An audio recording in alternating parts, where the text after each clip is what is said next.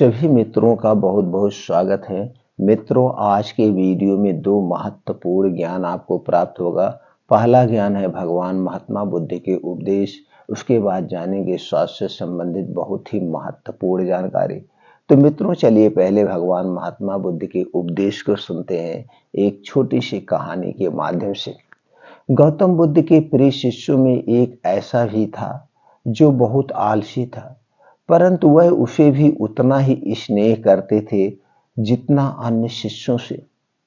एक दिन गौतम बुद्ध ने उन शिष्यों को एक कथा सुनाते हुए कहा, किसी गांव में एक ब्राह्मण रहा करता था।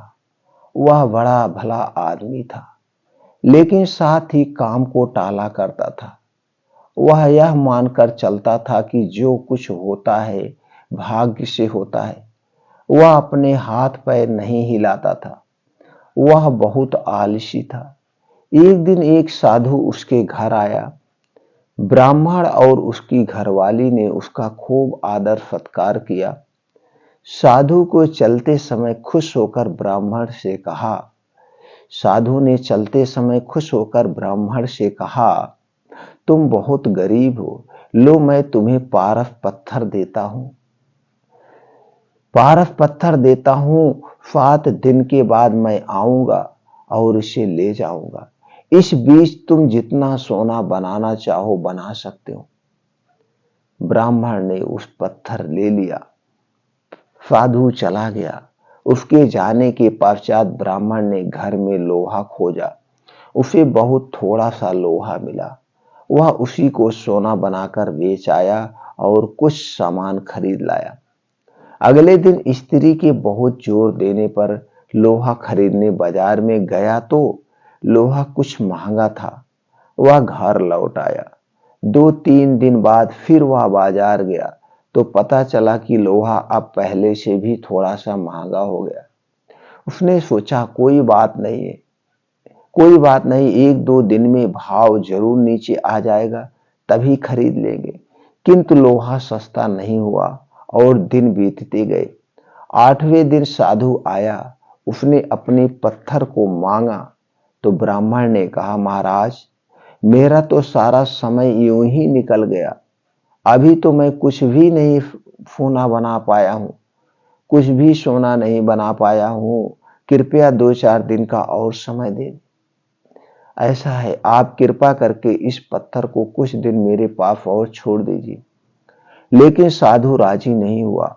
उसने कहा, तुम जैसा आदमी जीवन में कुछ नहीं कर सकता। तुम्हारी जगह और कोई होता तो कुछ का कुछ कर डालता, बहुत सारे सोने चांदी कर लेता। जो आदमी समय का उपयोग नहीं जानता वह कभी सफल नहीं होता। ब्राह्मण पछताने लगा, पर अब क्या हो सकता था। साधु पत्थर को लेकर जा चुका था। उसे अपने आलस और भाग्य पर जरूरत से ज्यादा यकीन की कीमत चुकानी पड़ी। इसीलिए कहा जाता है कि आलस आदमी का सबसे बड़ा दुश्मन होता है। शिष्य अब बुद्ध के कहने का तात्पर्य समझ चुका था। उसने कसम खा ली कि आज के बाद आलस को त्याग देगा। इसके पश्चात उसने कभी भी अपनी जिंदगी में आलस नहीं किया और वह आगे बढ़ता गया। दोस्तों, इस छोटी सी कहानी से आपको क्या प्रेरणा मिली, हमें कमेंट सेक्शन में जरूर बताइएगा। चलिए मित्रों, जानते हैं आज की स्वास्थ्यवर्धक जानकारी। जी हाँ दोस्तों, आज की जो जानकारी है बवासीर, भगंदर, पाइल्स, फिस्टुला, जितनी भी समस्याएं, इन समस्याओं का समाधान आज आपको इस वीडियो में मिलेगा।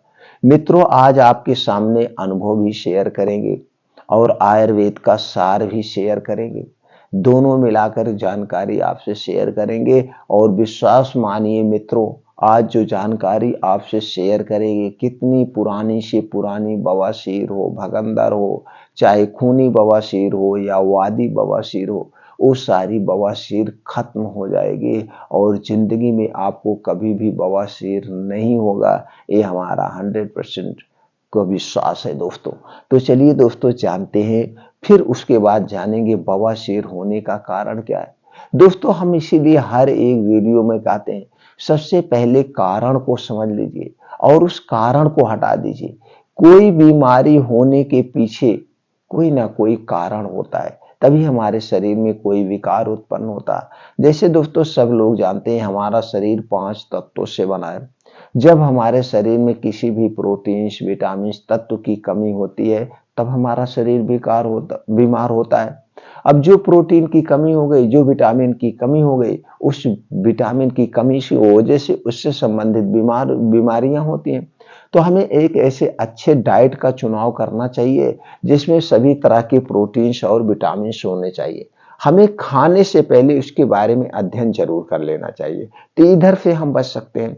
दूसरा है बीमार होने का सबसे बड़ा कारण दोस्तों, हमारे शरीर में 3 दोष पाए जाते हैं, वात दोष, पित्त दोष और कफ दोष। जब हमारे शरीर का वात दोष बढ़ता है तो 50 से 60% बीमारी होती है, पित्त दोष बढ़ता है तो 15 से 20% बीमारी होती है, और दोस्तों हमारे शरीर का जब कफ रोग बढ़ जाता है तो 5 से 10% गंभीर बीमारियां होती। तो हमें क्या चाहिए? हमें वात, पित्त, कफ को जो बढ़ाने वाली चीजें उसे नहीं खाना चाहिए। हम उसे नहीं खाएंगे तो हम बीमार ही नहीं पड़ेंगे, हम स्वस्थ व निरोग बने रहेंगे। तो वात, पित्त, कफ से संबंधित बहुत सारी वीडियो पड़ी है दोस्तों, देख सकते हैं। अगला कारण है बीमारी का दोस्तों, हमारे दिनचर्या, हमारी लाइफ स्टाइल, इसी में आपको बदलाव करना पड़ेगा। इसे कुछ आयुर्वेद के अनुसार चलना पड़ेगा, जैसे खाना खाने के नियम, पानी पीने के नियम, प्रकृति के नियम, ऋतुचर्या, दिनचर्या क्या है, ये करना होगा। और जो हर एक बीमारी से बचाता है वो है दोस्तों सुबह उठने का प्रयास करिए। 5 बजे किसी भी कीमत पर उठ जाइए। उठने के बाद 5 से 7 या 2 घंटे का समय आप अपने लिए निकालिए। अब इस 2 घंटे में आपको क्या करना है? योगा करना है, प्राणायाम करना है, मॉर्निंग वॉक करना है, मेडिटेशन करना है। इसे कभी मत गंवाइएगा। कब्ज, गैस, एसिडिटी से बचना है तो दोस्तों आप मॉर्निंग वॉक जरूर करिए। 5 से 6 किलोमीटर का मॉर्निंग वॉक, इसे आप आधे घंटे में कवर करने का प्रयास करिए। वो भी हो सके तो जहाँ पे मिट्टी हो, हरी घास हो, नंगे पांव चलिए। नंगे पांव चलने के बहुत सारे बेनिफिट्स है दोस्तों। जब आप नंगे पांव मॉर्निंग वॉक करते हैं तो छोटे छोटे कंकड़े होते हैं, वो आपके पैर में चुभते हैं। जब वो आपके पैर में चुभते हैं तो दोस्तों ये एक्यूप्रेशर का काम होता है, एक्यूप्रेशर का काम करता है। और दोस्तों जब आप तेज चलते हैं तो आपके नॉर्मली जो दिल की धड़कन उससे 10 गुना ज्यादा हो जाती है, और आपके शरीर में दोस्तों ब्लड सर्कुलेशन तेज फ्लो करता है, जिससे आपके शरीर में गर्मी होती है और पसीने के माध्यम से कुछ विषैले पदार्थ शरीर से बाहर हो जाते हैं।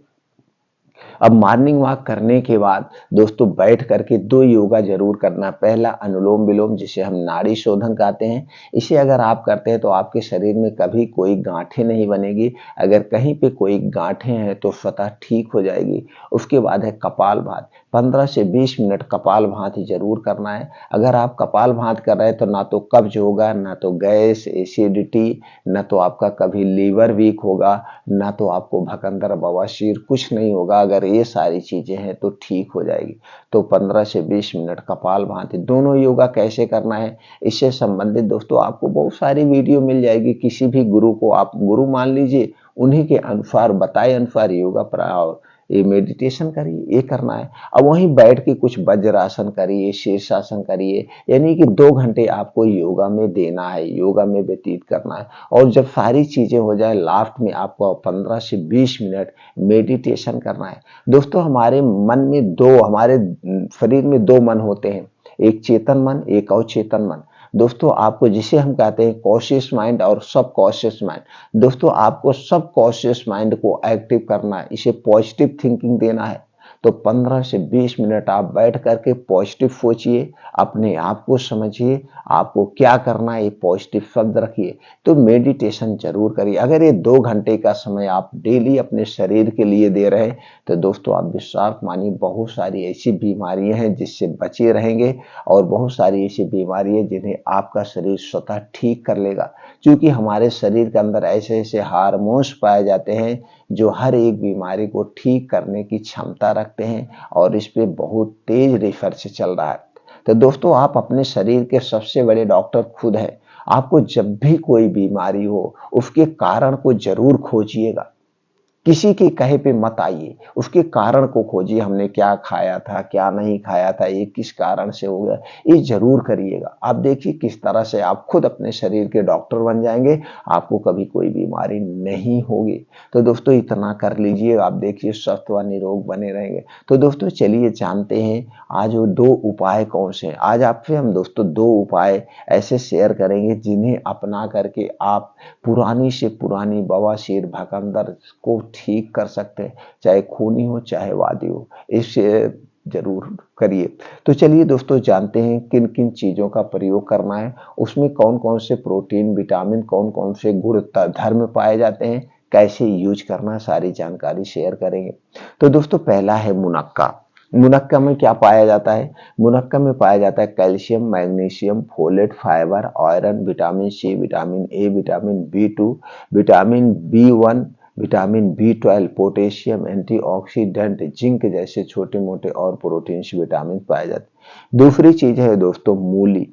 मूली में क्या पाया जाता है? Protein, vitamin A, vitamin B, vitamin C, iodine, iron, calcium, sodium, magnesium, phosphorus, chlorine, antioxidant, fibre जैसे छोटे मोटे और प्रोटीन्स विटामिन पाए जाते हैं। अगली चीज क्या है दोस्तों? है त्रिफला चूर्ण। त्रिफला चूर्ण में पाया जाता है carbohydrate, vitamin C, vitamin B 2, vitamin B 12, mineral, sodium, fibre, antioxidant, मौलिक acid, iron, anti inflammatory, vitamin E, vitamin A, vitamin K, calcium, phosphorus, zinc जैसे छोटे मोटे और तत्व पाए जाते हैं। दोस्तों अब इसका कैसे प्रयोग करना वो जानते हैं। दोस्तों आपको लेना है 6 से 7 मुनक्का। आपको 6 से 7 मुनक्का लेना है, इसे अच्छे से धुल लेना है। धुलने के बाद इसे मिट्टी के बर्तन में भिगो देना है। मिट्टी के बर्तन में भिगो देना है। कितने पानी में? आधा कप पानी में। आधा कप पानी में इसे भिगो देना है और सुबह जब आप योगा प्राणायाम मेडिटेशन करके आना है, उसके बाद जो 6 से 7 मुनक्का है इसे चबा चबा के खा लेना है। मुनक्का दोस्तों जिसमें बिया होता है, बड़ा बड़ा होता है, वही होता है मुनक्का। तो रात में इसे सोते खाना है। दोस्तों इसे रात में खा सकते हैं या सुबह इसे खाली पेट खा सकते हैं। तो यहाँ पे हम प्रयोग करेंगे सुबह खाली पेट खाने का। तो जब आप योगा प्राणायाम मॉर्निंग वॉक करके आएंगे तो उसके बाद इसे आपको 6 से 7 मुनक्का खाना है। खाने के बाद जो इसमें पानी बचा हुआ है उसे आप पी लेंगे। तो आपको ये सुबह खाली पेट क्या करना है? पहला उपाय मुनक्का लेना है। बस इतना ध्यान देना है, मुनक्का खाने के 1 घंटे पहले कुछ नहीं खाना पीना है और ये मुनक्का खाने के 2 घंटे बाद तक कुछ भी खाएंगे पिएंगे नहीं। ये अपना साफ सफाई का काम अंदर करेगा। पहला उपाय है। अब दोस्तों आपको लेना है मूली का रस आधा कप। मूली का रस आधा कप लेना है। इसे एक बार दिन में या दोपहर में, चाहे सुबह 10-11 बजे जब आप खाना खा रहे हैं उसके बाद ले लीजिए, या दोपहर में जब खाना खा रहे हैं उसके बाद ले लीजिए। रात में नहीं लेना है। सुबह खाना खाने के बाद या दोपहर में खाना खाने के बाद इसे लेना है। खाना खाने के 1 घंटे के बाद इस मूली के रस को लेना है। तो दूसरा उपाय हो गया कि दिन में एक बार दोस्तों आधा कप मूली का रस लेना है। इसके बाद तीसरा उपाय है दोस्तों त्रिफला चूर्ण। आपको त्रिफला चूर्ण लेना है। त्रिफला चूर्ण आप किसी भी कंपनी का आप ले लीजिए। इसे लेना है आपको 1.5 चम्मच। 1.5 चम्मच त्रिफला चूर्ण लेना है और 1 गिलास गाय का दूध लेना है। अगर गाय का देसी दूध मिल गया तो अति उत्तम है, नहीं मिल रहा है तो कोई भी दूध आप ले सकते हैं, लेकिन पैकेट का दूध नहीं चाहिए। पैकेट का दूध दोस्तों स्वास्थ्य के लिए हानिकारक है। तो आप पैकेट का दूध नहीं लेंगे तो 1 गिलास दूध के साथ 1.5 चम्मच त्रिफला चूर्ण रात में खाना खाने के 1 घंटे के बाद आपको लेना है और इसे लेने के 1 घंटे के बाद सोना है। इसे लेने के बाद कुछ भी खाना पीना नहीं है। तो दोस्तों ये हो गया रात में। तो ये कितना दिन तक लेना है? दोस्तों ये तीनों आप तो 21 दिन में आपका ये पाइल्स वगैरह खत्म हो जाएगी, लेकिन इसे 3 महीने तक आप ले लेंगे तो पूर्ण रूप से जड़ से ठीक हो जाएगी पुरानी से पुरानी बवासीर बगंदर। लेकिन दोस्तों आपको एक बात हमेशा याद रखना होगा, आपको अपने पेट को स्वस्थ रखना होगा, साफ रखना होगा। गैस कब्ज एसिडिटी कभी मत बनने देना। जिसको कब्ज होती है जब कब्ज होती है आपकी लैट्रिन टाइट होती है, जब लैट्रिन टाइट होती है तभी बवासीर होता है। क्या होता है दोस्तों, जब लैट्रिन खूब टाइट होती है तो जो लैट्रिन के रास्ते हैं बड़े मुलायम होते हैं, यहाँ की मांसपेशियां बहुत मुलायम होती हैं। जब लैट्रिन टाइट होती है तो जोर की वजह से वहां पे फट जाती है, जब वो स्किन फट जाती है जिसकी वजह से बवासीर भयंकर हो जाता है। तो हमेशा आपको ऐसा करना पड़ेगा, ऐसे डाइट का चुनाव करना पड़ेगा जिससे कब्ज ना हो। आपको जब कब्ज होगी कोई भी दवा काम नहीं करेगी, इसलिए कब्ज नहीं होने देना है। कब्ज ना हो इसके लिए आपको कब्ज को बढ़ाने वाली जो चीजें उसे नहीं खाना है। वो चीजें क्या है दोस्तों, तली भुनी चीजें आपको नहीं लेना है, तली भुनी चीजें नहीं लेना, आलू का कम सेवन करना है। कब्ज बढ़ाने वाली जो चीजें उसे नहीं लेना, बाहर की कोई चीज नहीं लेना है, ठंडा पेय पदार्थ आपको नहीं लेना है। ये ठंडा पेय पदार्थ जो है एक कब्ज कारक है। खाना हमेशा भूख से कम खाना है, खाना हमेशा भूख से कम खाइए। रात का खाना सूर्य डूबने के पहले खाइए। अगर सूर्य डूबने के बाद आप खाना खा रहे हैं तो दोस्तों 7 से 8 बजे के बीच खाने का प्रयास करिए, वो भी नाम मात्र खाना खाइए, जिससे आपको जो भी खा रहे हैं वो सही ढंग से पच जाए, कब्ज ना हो। तो इस बात का आपको हमेशा ध्यान रखना होगा। इसके लिए वात पित्त कफ को जो बढ़ाने वाली चीजें वो नहीं लेना है। तली भुनी चीजें, बाहर के पकौड़े समोसे, ये सारी चीजें आपको नहीं लेना है, इनसे परहेज करना है। तो दोस्तों आप हमेशा स्वस्थ व निरोग बने रहेंगे। इससे संबंधित आपको और कोई भी जानकारी चाहिए वो दोस्तों कमेंट सेक्शन में बताइए, वो जानकारी हम आप तक पहुंचा देंगे। फिर मिलते हैं अगले वीडियो में नई जानकारी के साथ।